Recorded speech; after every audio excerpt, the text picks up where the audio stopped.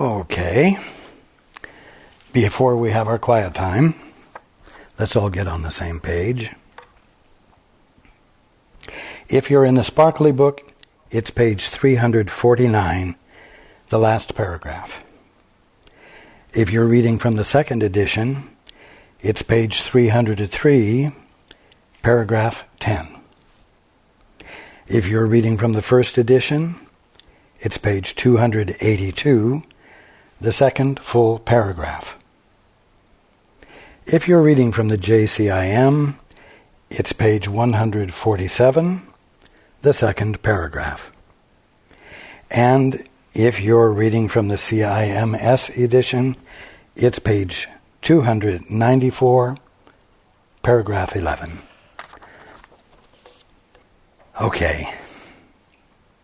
Let's take a few moments to be quiet together.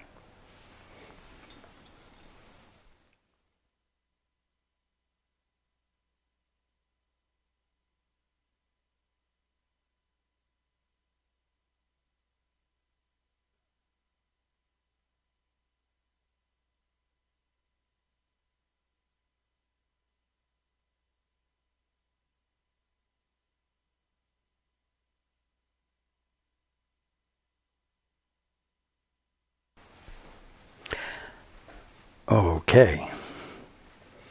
Good evening.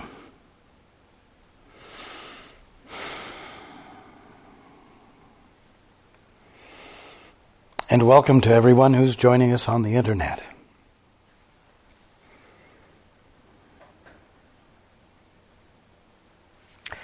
Well, we've come down to two rather simple things. The moment and silence.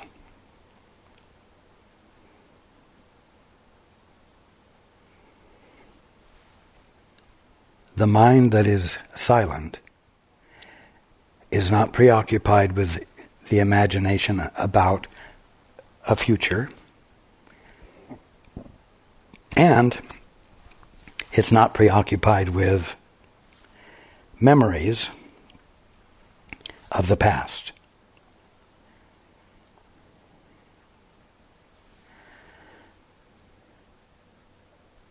Time is not present in the now. So, I want to ask something. What is the best use that you can put the moment to? Any moment that you're in.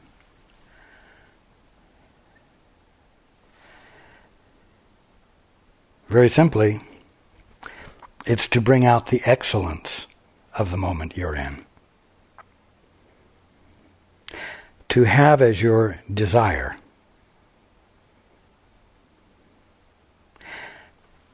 to, if I can put it this way, exercise the capacity to bring out the excellence of that moment.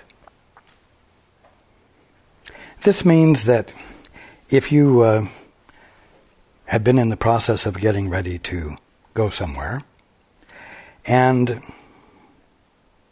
the cat makes a mess on the floor, you have the choice of getting upset about it, of beginning to think, and think in terms of time. Oh boy, this is going to hold me up, I'm going to be late, so-and-so is going to be upset. Oh boy, does the imagination begin to go and create a scenario of reaction, perhaps fear, anger, frustration. But you have to clean up the mess. You can't leave it there till you get home. So, what are you going to do? Are you going to enter into this moment, be in this moment, grousing about it, frustrated, angry, venting your anger, perhaps yelling at the cat? Or are you going to try to bring out the excellence of the moment? There's a task to be done. Maybe you didn't plan on it, but it's there. And you have the choice to do it with excellence. Have you ever noticed that when someone loves to clean house or clean anything, when they finish, it is different than when someone who hates to clean finishes their job. You can see and feel and enjoy the excellence, literally, of what they've done. Because why? Because they love what they're doing. So, in the moment, you have the choice to love what is in front of you to do and be, or you have the choice to start rolling the tapes and become reactive.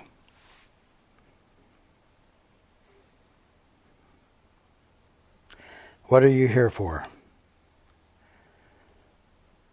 What are you here for? You're here to desire to uncover and experience, and I'm going to say exhibit, disclose the excellence of the moment.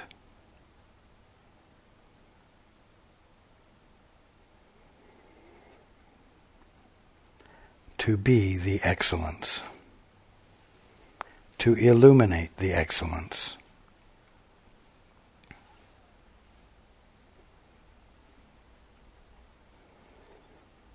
To do what you love, to do what you do with love.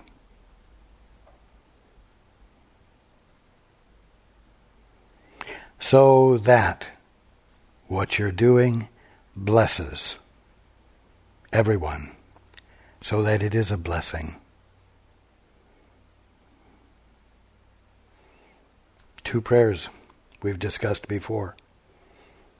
I wish to see the evidence of love, and I wish to be the evidence of love.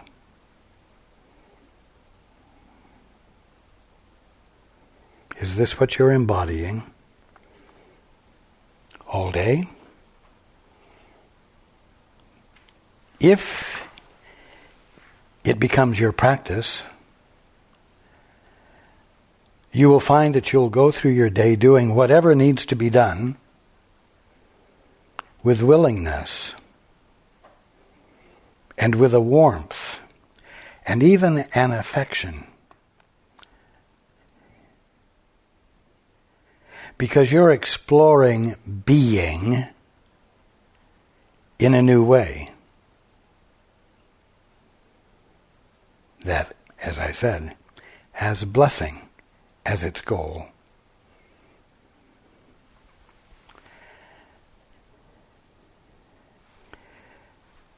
When you are choosing to bring out the excellence of the moment you're in, your attention is where you are, and your attention is on doing what you're doing, and doing it with love. There's no way to think in that process. And therefore there's no way to bring time into that process. And therefore there is no way to suffer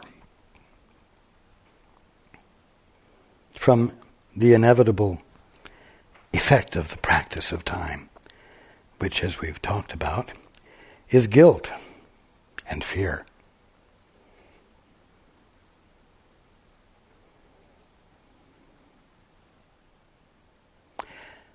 The moment, the now, and silence together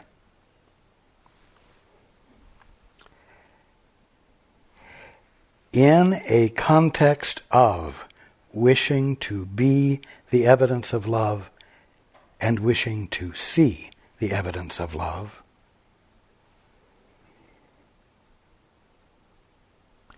constitutes an active relationship with the moment you're in. An active relationship framed in an intent.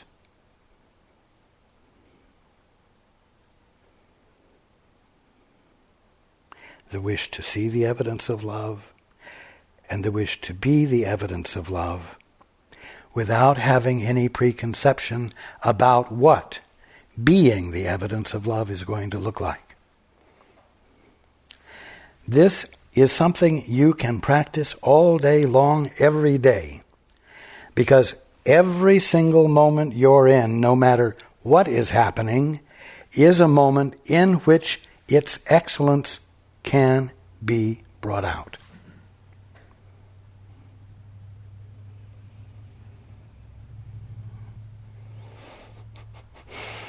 It's not just a world. It's not just the effect of a Big Bang. It's the kingdom of heaven. And its excellence is there to be seen and brought forward, exhibited, expressed.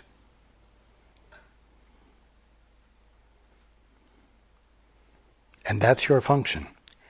And when you let yourself into that moment, absent all preconceptions, absent thinking, absent fear,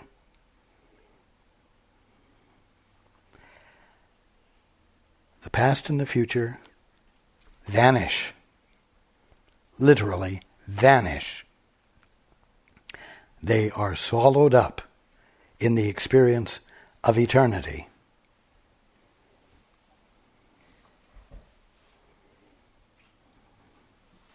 I'm going to suggest that the changelessness of real being doesn't lie in nothing happening.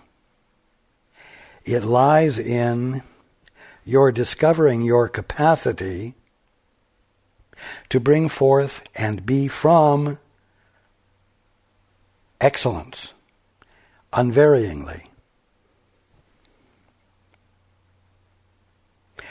Where you don't change your mind and say, yes, Father,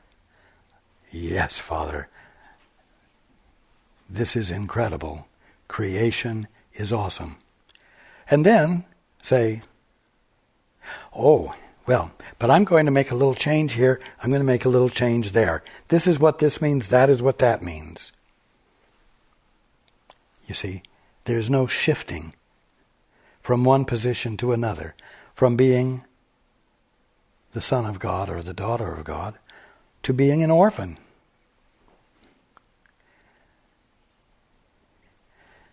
That which is changeless and has forever been is your capacity to be the consciousness of reality.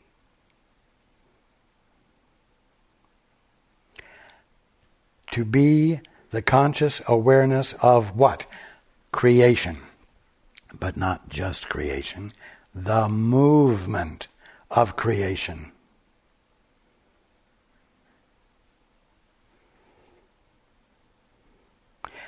And to changelessly be that conscious experience.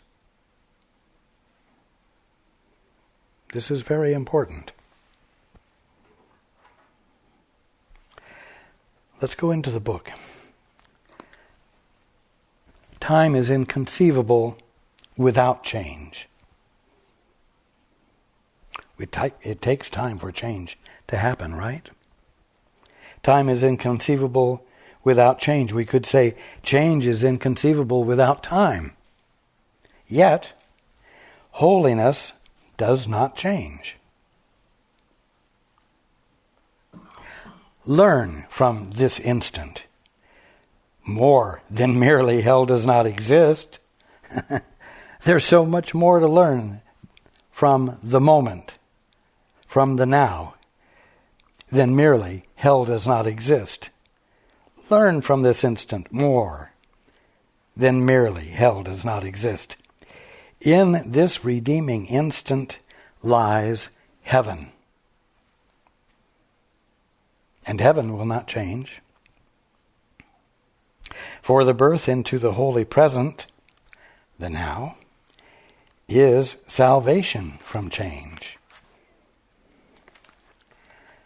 Change is an illusion taught by those who could not see themselves as guiltless. Creation isn't an illusion, though. And the forever movement of creation is not an illusion.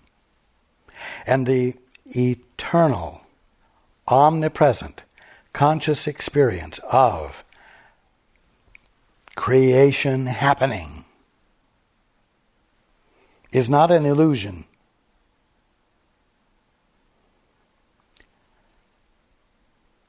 That you can observe it in two different ways, that is the illusion. That you have a choice to see it as God sees it, as God's offspring, from whom God has withheld nothing.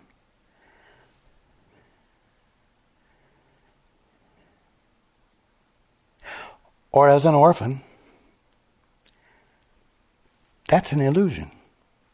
You don't have that choice, but you're caught in having made that imaginative choice and having fooled yourself into making commitment to that mindset.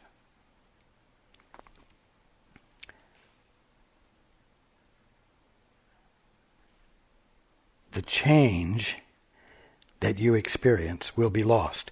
The capacity to change, like a chameleon, from a son or daughter with a birthright to an orphan with no birthright. You will lose that capacity. You don't want that capacity. You didn't know there was a choice because you've forgotten. But there is a choice, and I keep telling you about it. Therefore, you know about it, whether you're opting for letting go of the illusion or not. Change is an illusion taught by those who could not see themselves as guiltless. You see? But Father, I'd rather do it myself. But Father, I'd rather see it my way.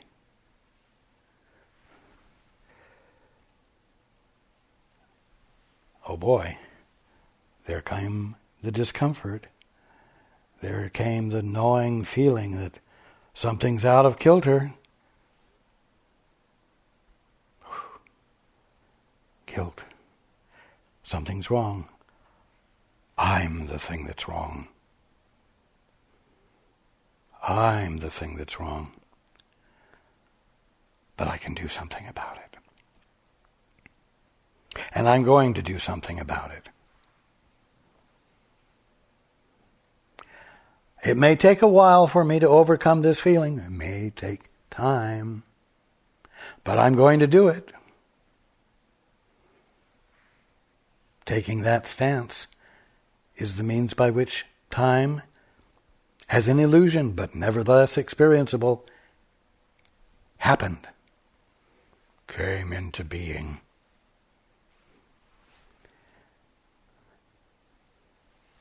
But here's the truth. There is no change in heaven because there is no change in God. In the holy instant, the moment now, in which you see yourself as bright with freedom, you will remember God. For remembering Him is to remember freedom. Well, gee, that sounds nice. In the holy instant in which you see yourself as bright with freedom, you will remember God. You might say, well, fat chance that I'm going to experience a holy instant in which I see myself as bright with freedom. You know, that's not my lot in life. That's not the way things work. But I'm telling you it is. And the experience awaits you if you make the choice to be in the moment with the desire to bring forth the excellence of that moment, the real divine excellence of that moment, which in that moment you are seeing in a distorted fashion.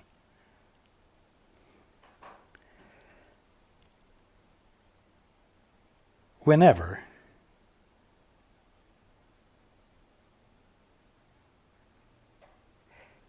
in the holy instant in which you see yourself as bright with freedom, you will remember God, for remembering Him is to remember freedom.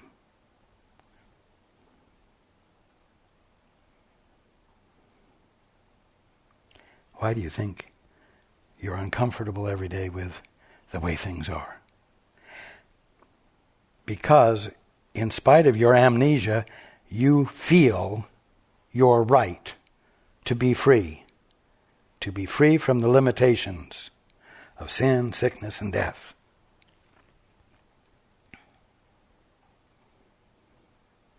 Now, whenever you are tempted to be dispirited by the thought of how long it would take to change your mind so completely, ask yourself, how long is an instant? And this is important. You're so used to thinking in terms of time, and that it takes time to do things, that it always has and it always will. Has, will, past, future. See, you're thinking time in your description of your dilemma. But how long is an instant? The reason to ask that is because it moves you out of thinking in linear time. How long is an instant? Well, it just is the moment. It's the moment of conscious experience. Now remember, what you imagine is going to happen in the future, and what you remember in your memory of the past, those are both head trips, aren't they? They're not actualities. They are not experienceable. But the now is an experience. Now is real. Now is the conscious experience of reality, the kingdom of heaven. It has an excellence to be illuminated, to be consciously experienced. Now remember, because we've talked about this before, in the past,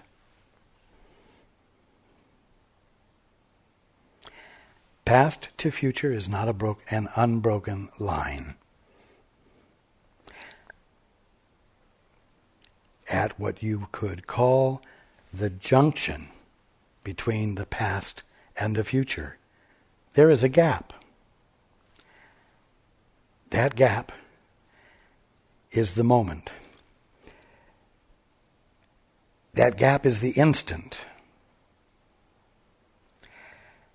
You think of it as an instant of time. But I'm telling you that the instant is itself timelessness.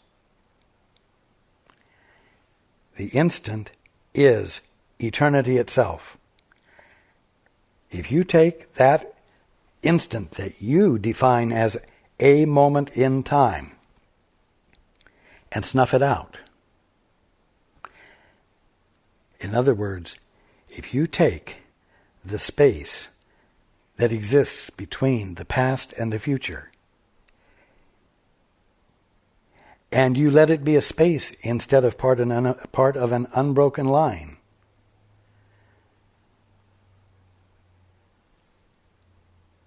that's the snuffing out of the instant. That's the snuffing out of time. You don't snuff out endless time from the past to the future. You only snuff out, devalue, invalidate the moment of time that you have imagined that the present instant is.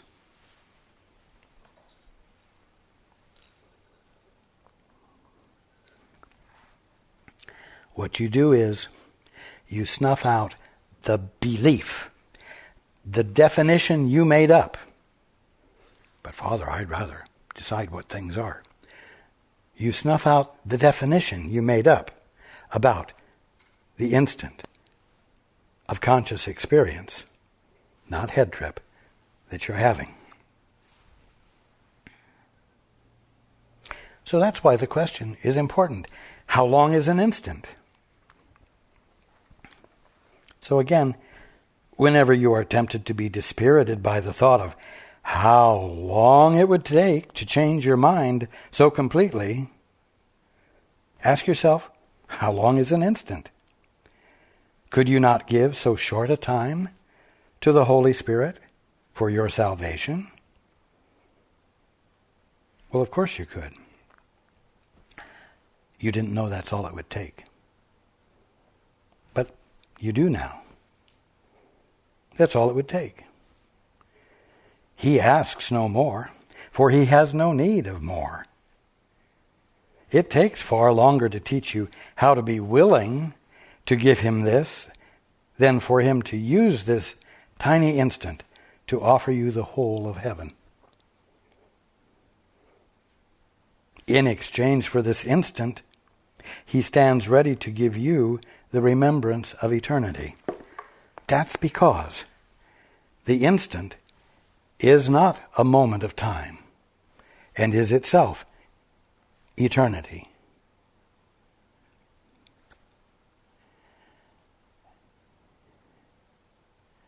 The past is an illusion, and the future is an illusion, and you have created an imaginary bridge between the two.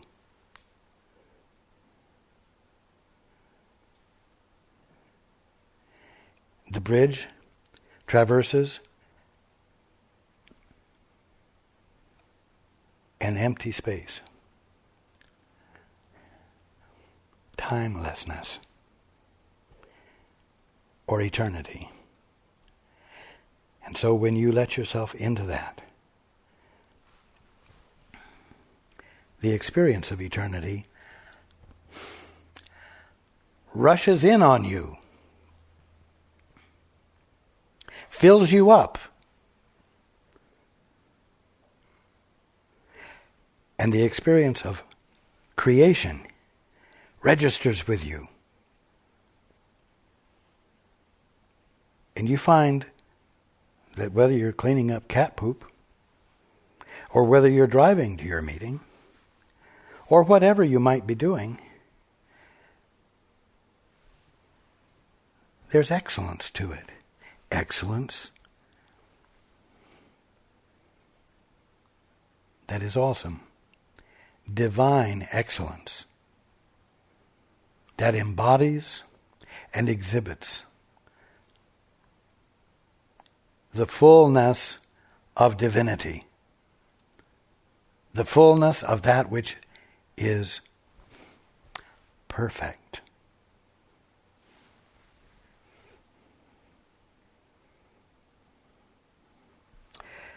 You will never give this holy instant to the Holy Spirit on behalf of your release, while you are unwilling to give it to your brother, to your brothers, on behalf of theirs. Oh, that's right. Inseparable from being in the moment with a desire to eliminate the excellence of the moment, there has to be a caring. There has to be a desire to not only see the evidence of love, but to be the evidence of love. To be without holding to yourself the right to be pissed off if the occasion calls for it. Or to be frustrated with your brother if the occasion calls for it. Whether it's the poop your cat left on the floor, or it's an encounter with a brother, it's the same thing. The opportunity and the demand to bring out the excellence of the moment.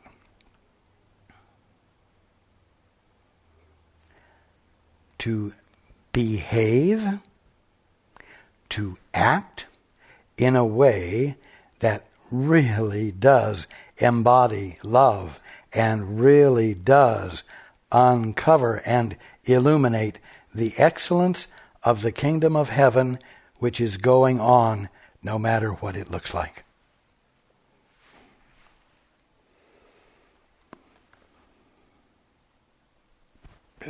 You will never give this holy instant to the Holy Spirit on behalf of your release while you are unwilling to give it to your brothers on behalf of theirs. For the instant of holiness is shared and cannot be yours alone.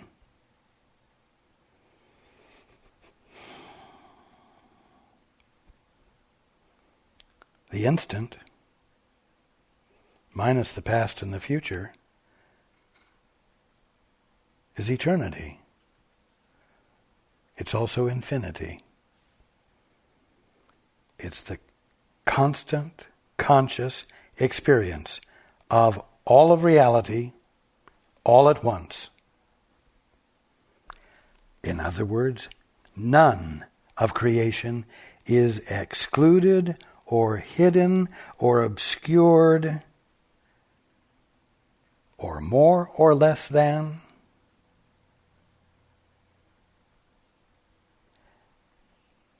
The only way to say it is that it is shared.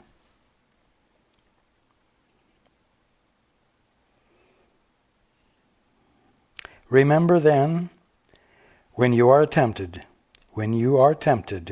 to attack a brother, that his instant of release is yours.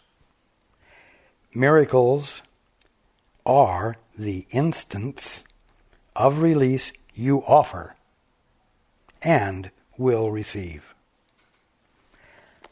So, when you offer an instant of release, when you offer a miracle by saying, Father, what is the more of reality? What is the more of what you're being here than what I'm seeing?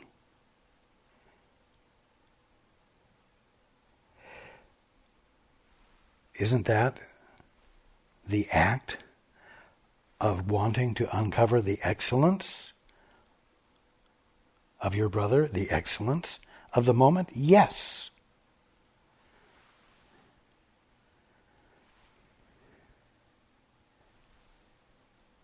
And when you offer that, by letting it in and sharing it, you get to keep it.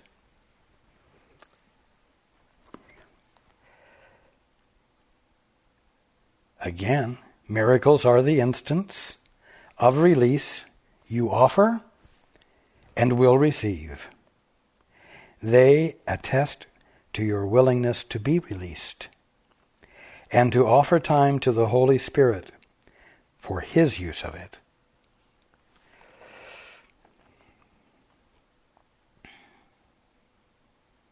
How long is an instant? It is as short for your brother as it is for you. Practice giving this blessed instant of freedom to all who are enslaved by time, and thus make time their friend for them. The Holy Spirit gives their blessed instant to you through your giving it. As you give it, He offers it to you. Boy, the now is pretty packed.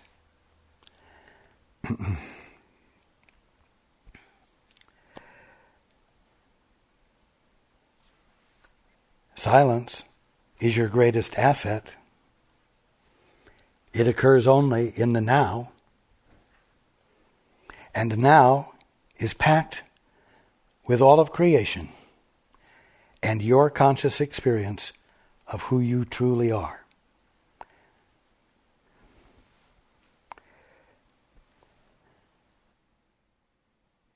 And it's available to you when you're willing to embrace two tiny things, you might say.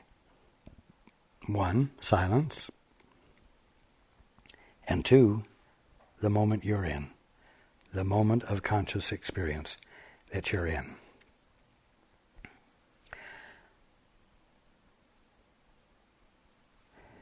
It all boils down to attention. It doesn't boil down to a set of thoughts or a set of ideas or a theory or a recipe.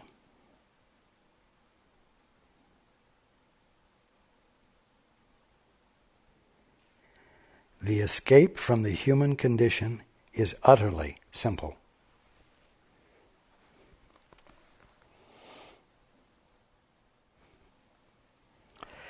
Be not unwilling to give what you would receive of Him, the Holy Spirit, for you join with Him in giving. In the crystal cleanness of the release you give. In the crystal cleanness of the release you give is your instantaneous escape from guilt. You must be holy if you offer holiness. Again, how long is an instant? As long as it takes to reestablish perfect sanity, perfect peace, and perfect love for everyone, for God, and for yourself. As long as it takes to remember immortality and your immortal creations who share it with you. As long as it takes to exchange hell for heaven, long enough to transcend all of the ego's making and ascend unto your Father. Well, I bet you listen to that list.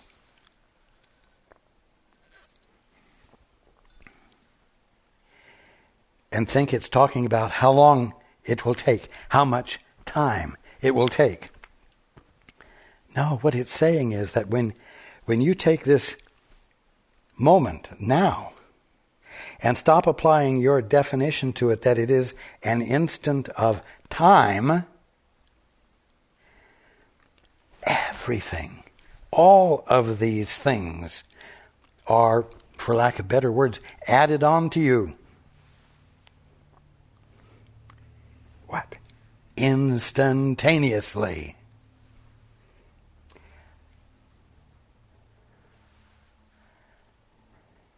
You see, to experience a lot does not take time. You parse it out, as it were, the conscious experience of being, and spread it on a timeline, but it isn't really there. And it's your birthright to be free of that illusion. And it only takes two simple things to be free of the illusion. The now, the moment, the instant, and silence.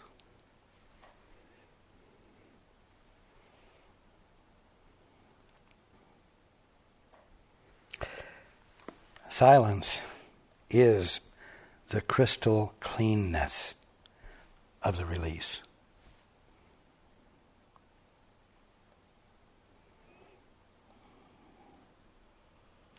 Time is your friend if you leave it to the Holy Spirit to use.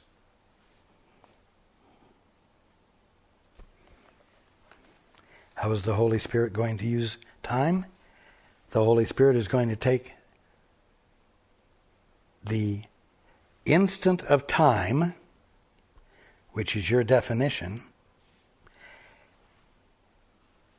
It is going to take the instant of time and redefine it as the holy instant.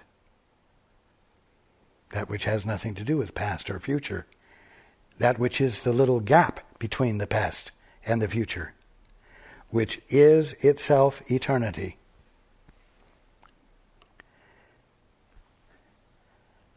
The Holy Spirit's use of time is to snuff it out.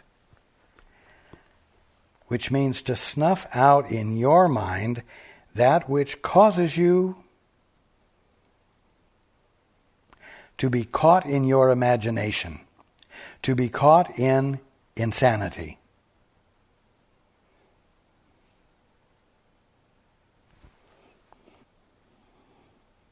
Time is your friend if you leave it to the Holy Spirit to use. That which is nothing more than your right mind. He needs but very little to restore God's whole power to you. He who transcends time for you understands what time is for. Time is for abandonment.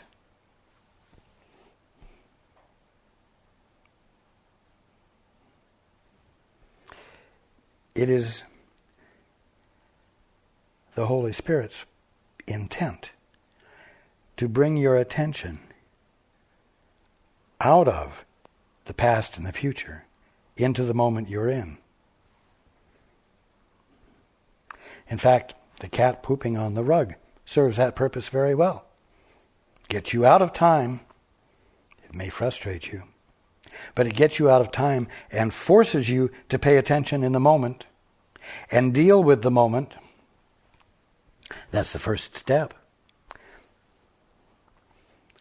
The second step is to choose to bring out the excellence of the moment so that you bring love to what you are doing and the best darn cleaning job that could ever have been done that is a pleasure for anyone to see.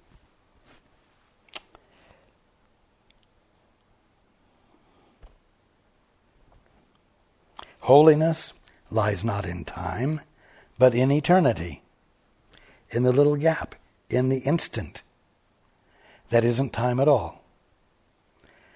There never was an instant in which God's Son could lose his purity, and I will add, and therefore you haven't.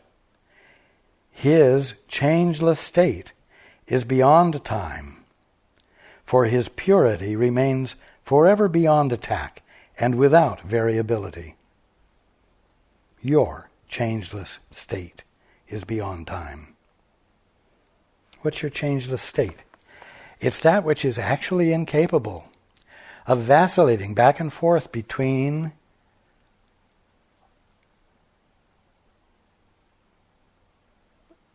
real, legitimate child with a birthright and an illegitimate orphan.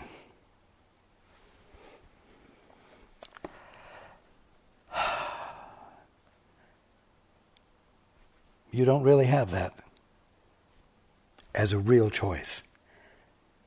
Your changeless state is beyond time, for your purity remains forever beyond attack and without variability. Time stands still in his, your holiness, and changes not.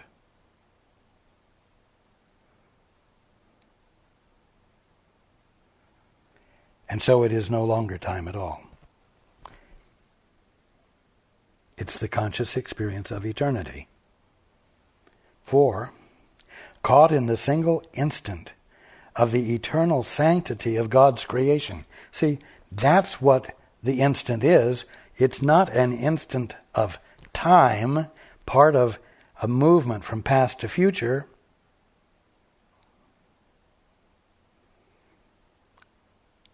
It is the single instant of the eternal sanctity of God's creation. Again, for, caught in the single instant of the eternal sanctity of God's creation, it is transformed into forever. Give the eternal instant, that eternity may be remembered for you in that shining instant of perfect release.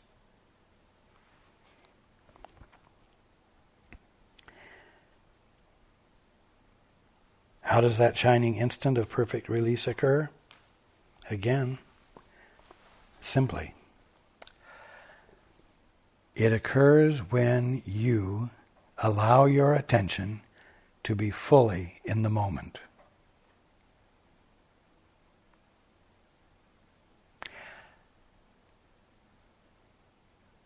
Paying attention without any thinking, reasoning, calculating, but just pure awareness, just being purely aware. In a context of wishing to experience the excellence of the moment, so that you might share it with your brothers who are not experiencing the sanctity of the instant themselves. Offer the miracle of the holy instant through the Holy Spirit.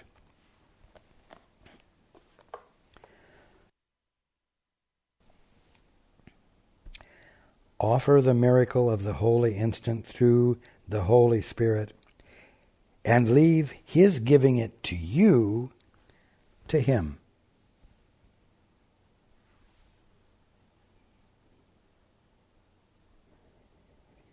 Be willing to use the now and the silence for the purpose of extending the consciousness of excellence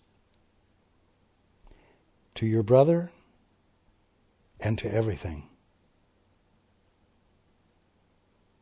And atonement will occur. Silence is yours to experience. The now is unavoidable. You have no need of skill to experience the now. And your brothers and sisters and everything are ever present. All of the essentials are present.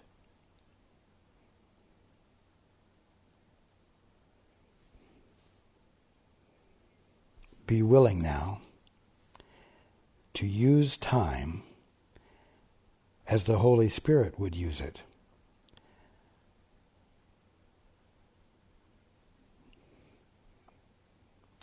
To let go of time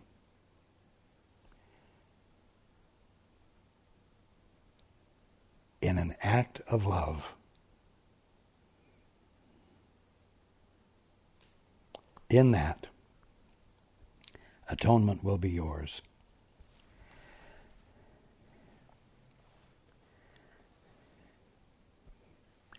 Now,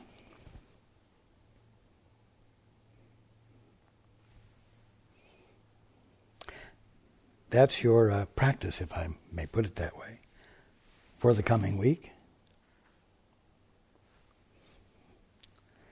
You have what seemed to you to be an endless string of instants, moments,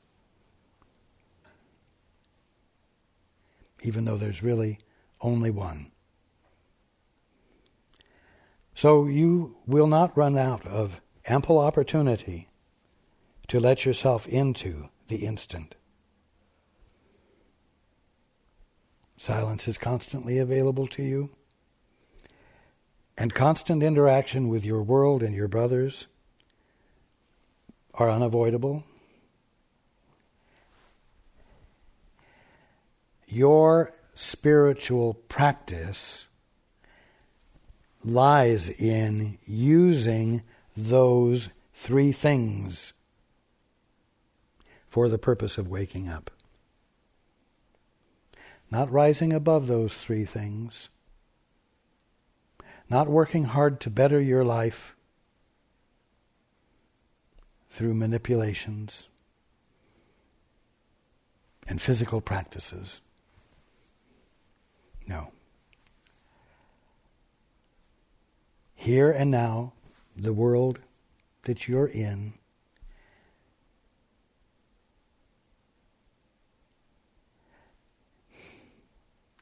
is, for lack of better words, the crucible, the environment. Crucible sounds like hard work, but it's the environment which allows for awakening.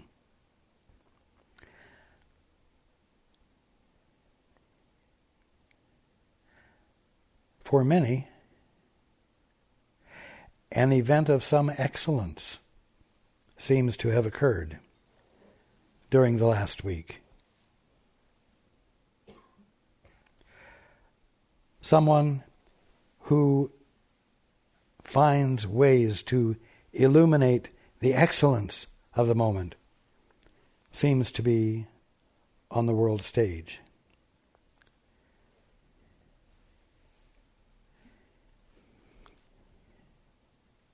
I'm waiting for the rest of you to embody that.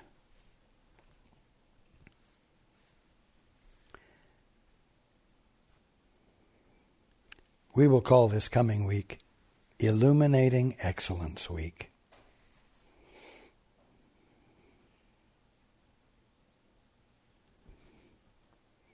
It's really rather nitty-gritty, down to earth, practical, cleaning up poop, driving on the freeway, dealing with a brother, getting caught in a traffic jam. Everything provides the opportunity for bringing out the excellence of the moment.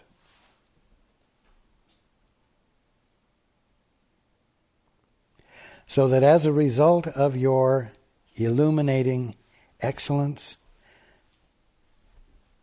the world is blessed.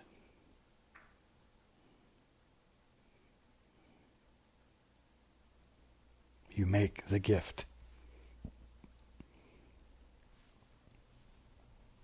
And atonement occurs. So, let's do it. No longer can you pretend that illuminating excellence and experiencing the kingdom of heaven is somewhere else, another time, another dimension. It's right here. You have all you need to wake up this week.